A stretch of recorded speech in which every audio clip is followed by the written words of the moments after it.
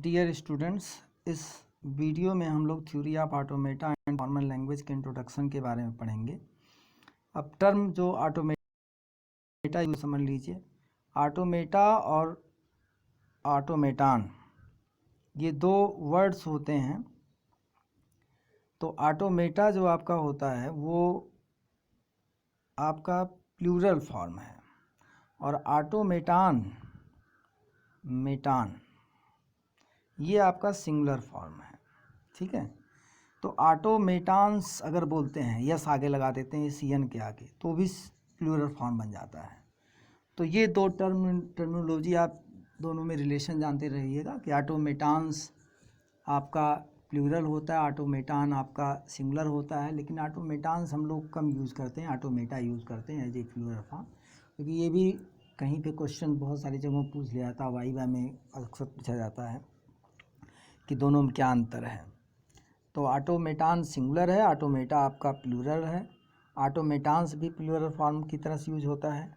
अब question put up होता है ऑटोमेटा है क्या, ऑटोमेटान या ऑटोमेटा। तो ऑटोमेटान बेसिकली एक मशीन है जो सर्टेन फंक्शंस को परफॉर्म करता है with the help of pre defined instruction coded. मतलब कि आपके मशीन के अंदर कोड फॉर्म में इंस्ट्रक्शन प्री डिफाइंड रहेगा, पहले से ही उसके अंदर रहेगा, उसके हिसाब से ही मशीन आपकी फंक्शन को परफॉर्म करेगा। तो बहुत सारे फंक्शन को परफॉर्म करता है accordingly the instruction saved in code form in the machine. या फिर आप ये कह सकते हैं कि it is a machine which do something without directly involvement of human being. Automatic के ही सेंस से है कि बिना ह्यूमन बीइंग के इन्वॉल्व हुए वो कुछ कर रहा है, तो वो आपका ऑटोमेटिक जैसा सेंस ले आएगा या ऑटोमेटिक मशीन कहलाएगा। तो वही सेंस यहाँ पे भी है। तो सर्टेन फंक्शन को परफॉर्म करता है accordingly instruction saved in machine in code form. अब बात करते हैं हम लोग फॉर्मल लैंग्वेज की।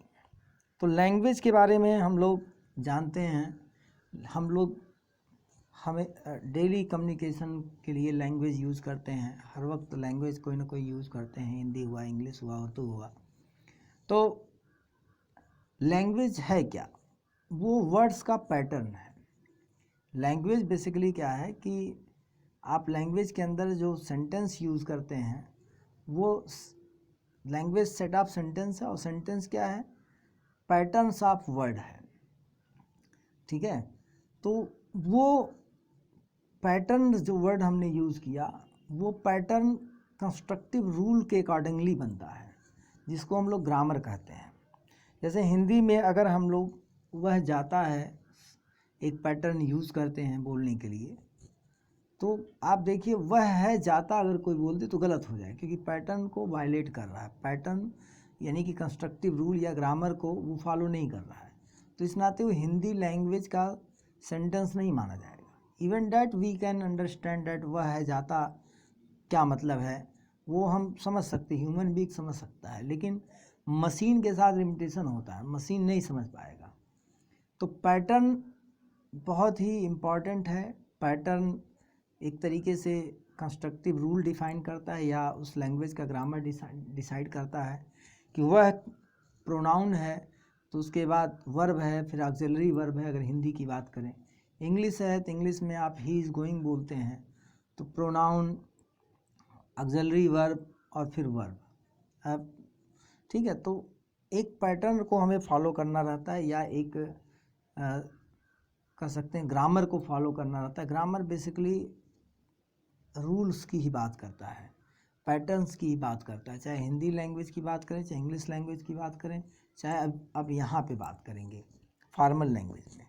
तो फॉर्मल लैंग्वेज भी जैसे आम लैंग्वेज होता है कि वो भी सेट ऑफ सेंटेंसेज होता है, वैसे यहाँ पे भी है कि in mathematics, computer science and linguistic, a formal language is a set of strings of symbols together with a set of rules that are specific to it. तो मतलब बेसिकली इसका मतलब क्या हुआ कि रूल्स को फॉलो करते हुए जो भी स्ट्रिंग्स बनती हैं उसके सेट को हम लोग लैंग्वेज कहते हैं। यानी कि यहाँ पे इस कॉन्टेक्स्ट बात करें तो फॉर्मल लैंग्वेज कहते हैं कि ग्रामर को फॉलो करते हुए जो भी वर्ड्स बनते हैं या स्ट्रिंग्स बनते हैं उसके सेट को हम लोग फॉर्मल लैंग्वेज कहते हैं। अब बात आती है अल्फ़ाबेट। भाई ये लैंग्वेज है तो लैंग्वेज के लिए निश्चित तौर पे अल्फ़ाबेट का सेट होगा। हिंदी हो या इंग्लिश हो या कोई भी लैंग्वेज हो, वो एक फिक्स्ड अल्फ़ाबेट के सेट पे ही डिसाइड होता है, उसी पे वो बेस्ड ऑन होता है। हिंदी है उसमें भी अल्फ़ाबेट हैं, आ क ख ग करके 32 कैरेक्टर टोटल यूज़ हैं। सॉरी, इंग्लिश में जो है अगर हम बात करें तो इंग्लिश तो अल्फ़ाबेट की बात अगर हम करते हैं तो जैसे हिंदी लैंग्वेज में टोटल आपके 36 आपके व्यंजन हैं और 13 वावेल्स हैं। तो इसी अल्फ़ाबेट पे बेस्ड ऑन हमारा पूरा लैंग्वेज होता है। तो 36 आपके व्यंजन हैं और 13 स्वर हैं। इसी तरीके से इंग्लिश की बात करें तो वहाँ पे टोटल 26 कैरेक्टर्स होते हैं, अल्फ़ाबेट होते हैं, उसमें से 5 आपके वावल्स हैं। तो सर्टेन सेट्स ऑफ अल्फ़ाबेट पे ही हर लैंग्वेज डिफ़ाइन होता है। तो यहाँ पे इसी तरीके से हमारे इस फॉर्मल लैंग्वेज के केस में भी अल्फ़ाबेट का सेट रहेगा और क्वेश्चन टू क्वेश्चन वेरी करता है इसमें, जितने भी, चूँकि इनफाइनाइट फॉर्मल लैंग्वेजेस हैं। और क्योंकि जैसे कैटेगरी अगर किया जाए, कैटेगराइज किया जाए तो हमारे 4 टाइप्स के फॉर्मल लैंग्वेज होते हैं। एक होता है फ्रेज स्ट्रक्चर्ड या unstructured language, context sensitive language, तीसरा कॉन्टेक्स्ट फ्री लैंग्वेज और चौथा रेगुलर लैंग्वेज। इसके अंदर एक के अंदर इनफाइनाइट लैंग्वेजेस हैं। तो so we can say that there is infinite formal languages. Types of formal languages is 4, but in that number of total formal language is infinite, and every formal language is defined over different set of alphabets or same sets of alphabet। मतलब अगर आप 0-1 ही ले लीजिए alphabet या A B ले लीजिए तो 0-1 पे भी आपके बहुत सारे रेगुलर लैंग्वेज, बहुत सारे कॉन्टेक्स्ट फ्री लैंग्वेज, बहुत सारे कॉन्टेक्स्ट सेंसिटिव और फ्रेज स्ट्रक्चर लैंग्वेज बनाए जा सकते हैं केवल 2 ही अल्फ़ाबेट पे। क्योंकि अगर उनका ग्रामर बदल दिया जाएगा, भाई हिंदी में ही बात करें, अगर आपकी ये 36 और 13 इसके लिए ग्रामर बदल दिया जाए तो सेंटेंसेज अलग अलग बनने लगेंगे। आप वही सेट्स ऑफ अल्फ़ाबेट यूज़ कर रहे हैं, लेकिन अगर रूल बदल दिया जाए, ग्रामर का रूल बदल दिया जाए, कंस्ट्रक्टिव रूल बदल दिया जाए तो अलग सेंटेंस फॉर्म होगा, अलग लैंग्वेज वो बन जाएगा। जैसे कैसे है, जैसे नेपाली बोली जाती वही अल्फ़ाबेट हम लोग यूज़ करते हैं। तो आप जो है सेम सेट आप अल्फ़ाबेट यूज़ करके भी अलग अलग लैंग्वेज बना सकते हो। तो हर एक लैंग्वेज का अल्फ़ाबेट होता है अपना खुद का। जैसे ये किसी लैंग्वेज की बात कर रहा है, यहाँ पे सेट ऑफ अल्फ़ाबेट्स ये है, ABC सो ऑन जेड तक हैं। दूसरा है जिसमें 0-1 पे बेस्ड ऑन है। तीसरा 1 2 3 नेचुरल नंबर पे बेस्ड ऑन है। फोर्थ देखिए जिसमें कोई करेक्टर नहीं है। Even that set of alphabet non empty होता है, एम्प्टी हो ही नहीं सकता, लेकिन ये बताया गया है कि यहाँ पे कुछ नहीं लिखा गया है तो इसका मतलब एम्प्टी है अल्फ़ाबेट इसमें, और इस नाते इसके अंदर तो कुछ अनडिफाइंड ये रहेगा। इसके बाद हम बात करते हैं स्ट्रिंग और वर्ड की। तो स्ट्रिंग और वर्ड जो होता है वो जैसे आपके लिटरेचर में, लिंग्विस्टिक में बहुत सारे जो स्ट्रिंग्स वर्ड्स बनते हैं। वर्ड के बाद सेंटेंस बनता है, सेंटेंस के बाद पैराग्राफ, पैराग्राफ के बाद आपकी पूरी बुक बन जाती है। तो यहाँ पे स्ट्रिंग, वर्ड और सेंटेंस, फॉर्मल लैंग्वेज केस में स्ट्रिंग, वर्ड, सेंटेंस को एक ही चीज़ माना जाता है। क्योंकि जो आप पूरा प्रोग्राम लिखते हैं वो कई सेंटेंस से बना हुआ होता है और उसको मिला के भी आप एक सेंटेंस ही कह सकते हो, लेकिन कहीं पे भी आप सेमी कॉलन लगा देते हो तो हर सेमी कॉलन के एक 2 कॉन्जिक्यूटिव सेमी कॉलन के बीच में एक सेंटेंस बेसिकली होता है फॉर जो आपके प्रोग्रामिंग लैंग्वेज होते हैं। अगर सी लैंग्वेज की हम बात करें तो यहाँ पे एक चीज़ ध्यान देना है कि स्ट्रिंग वर्ड सेंटेंस का बेसिकली मतलब एक ही है। यहाँ पे सेंटेंस अलग नहीं है, वर्ड अलग नहीं है, स्ट्रिंग अलग नहीं है, सब एक ही चीज़ है। ये ध्यान रखिएगा फॉर्मल लैंग्वेज में। String and words are synonyms, इसी नाते लिखा गया। Sometimes sentence is also used for strings.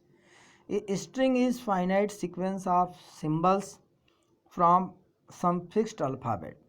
तो स्ट्रिंग क्या होता है? एक सीक्वेंस होता है, और किस चीज़ पे बेस्ड ऑन वो किसी फिक्स्ड सेट ऑफ अल्फ़ाबेट पे होता है और रूल को फॉलो करते होता है, किसी रूल को फॉलो करते हुए, मतलब उस लैंग्वेज का जो ग्रामर होता है उसको फॉलो करते हुए होता है। ग्रामर आपका रूल ही होता है, कंस्ट्रक्टिव रूल ही होता है। अब आप देखिए कि आप जो प्रोग्राम लिखते हो, प्रोग्राम के अंदर अगर सी प्रोग्रामिंग के अंदर अगर आप सेमी कॉलन कहीं मिस कर दीजिए या करली ब्रेसेज कहीं पे मिस कर दीजिए, लेफ़्ट लगाया राइट नहीं लगाया, राइट लगाया लेफ़्ट नहीं लगाया, तो पैटर्न मिसमैच होता है और जब कंपाइल करते हैं तो एरर बताता है, क्योंकि ग्रामर के रूल को फॉलो करते हुए सेंटेंस आपने नहीं लिखा है। इस नाते वहाँ पे सिंटेक्स एरर बताता है, आपको मैसेज करता है।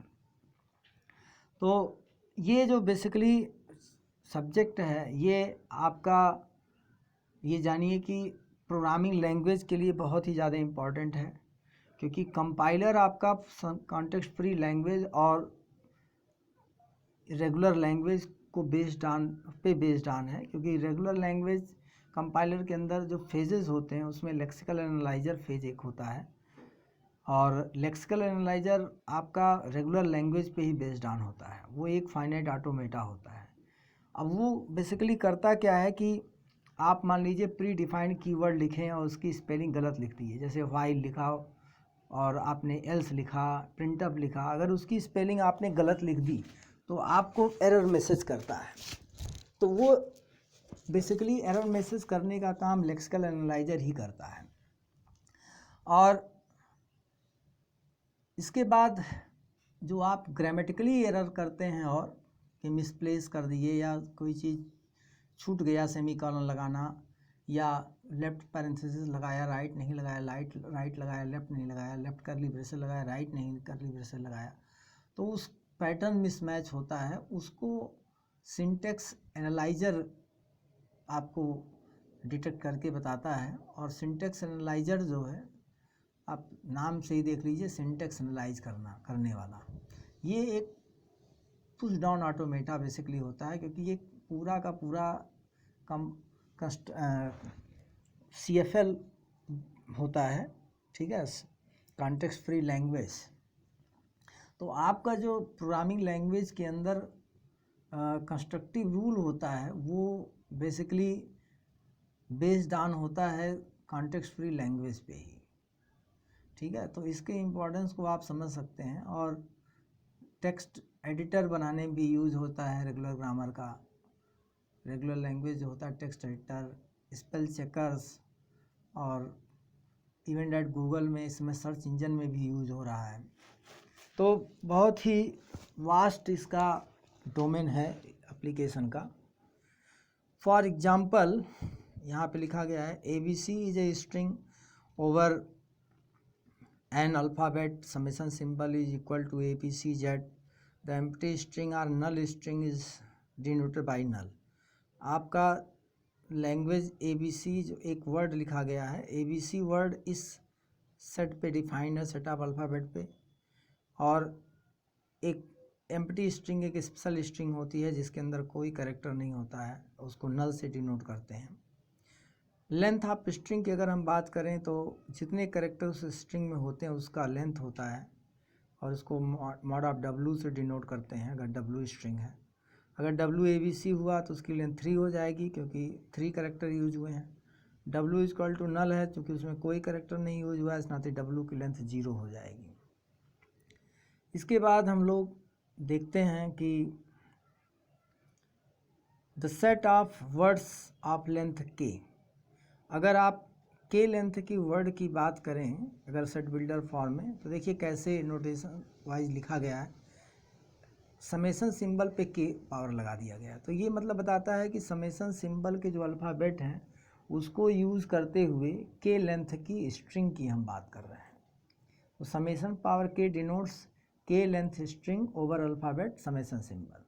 वही चीज़ सेट बिल्डर फॉर्म लिखा गया है। Set of string X such that X is a string or word of length K where K is greater than equal to 1।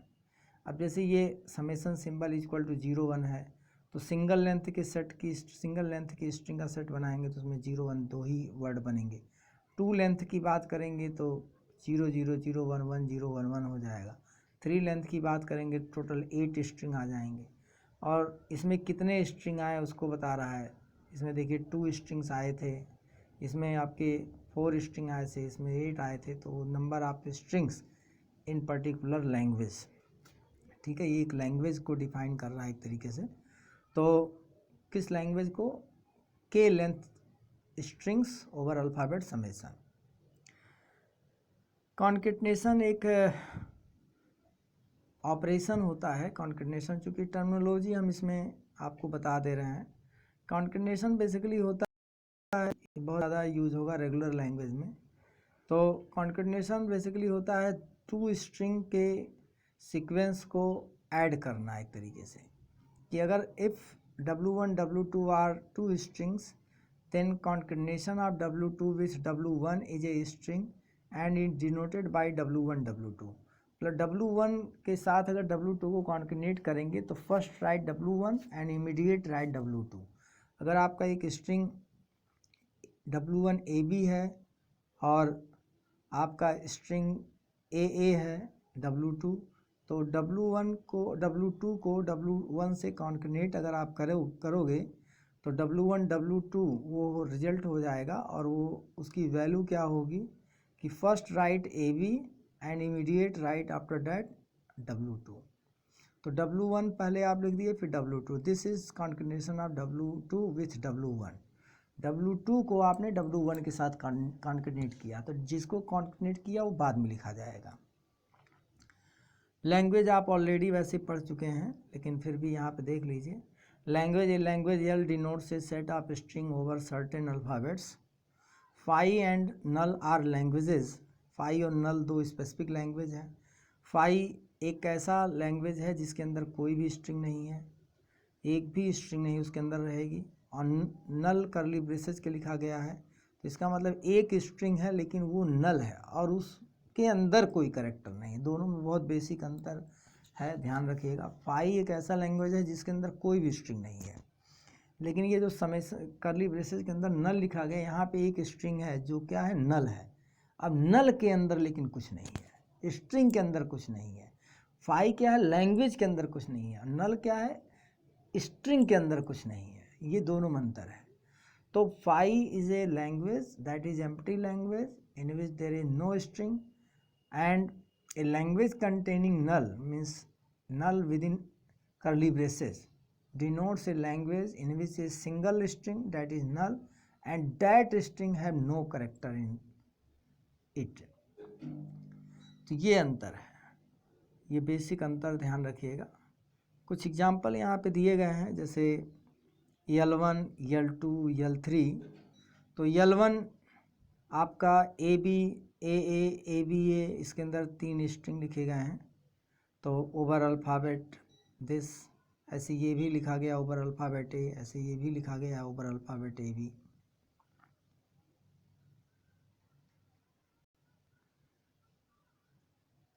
और इसमें देखिए कॉन्केटनेशन ऑफ ऑटोमेटा जो होता है ये, या फॉर्मल लैंग्वेज की हम बात जो कर रहे थे, कि फॉर्मल लैंग्वेज देखिए इतना ज़्यादा इम्पॉर्टेंट है कि कोई भी प्रोग्रामिंग लैंग्वेज आप बिना इस ऑटोमेटा के हेल्प के डिज़ाइन नहीं कर सकते हैं। कि अगर आपको नया कोई प्रोग्रामिंग लैंग्वेज बनाना है तो बिना फॉर्मल लैंग्वेज के हेल्प के नहीं बना पाओगे, क्योंकि पूरा कंस्ट्रक्टिव रूल उसी पे डिफाइन होता है, डिसाइड किया जाता है। तो ये ये बेसिकली पैटर्न रिकॉग्निशन पे बेस्ड ऑन है, और इसके अंदर मैथमेटिकल कंप्यूटेशन भी कर सकते हैं। फॉर्मल लैंग्वेज जैसे फ्रेज स्ट्रक्चर लैंग्वेज है जिसको ट्यूरिंग मशीन रिकॉग्नाइज करता है, उस ट्यूरिंग मशीन एक ऐसा मशीन है जिसकी हेल्प से हम कोई भी मैथमेटिकल कंप्यूटेशन कर सकते हैं। इवन चर्चेसिस स्टेटमेंट दिया गया है, there is no algorithm which can not be solve by Turing machine. ठीक है, तो बहुत ही इम्पॉर्टेंट चीज़ है ट्यूरिंग मशीन, जो कि हम आगे पढ़ेंगे। नेक्स्ट वीडियो में बताएंगे।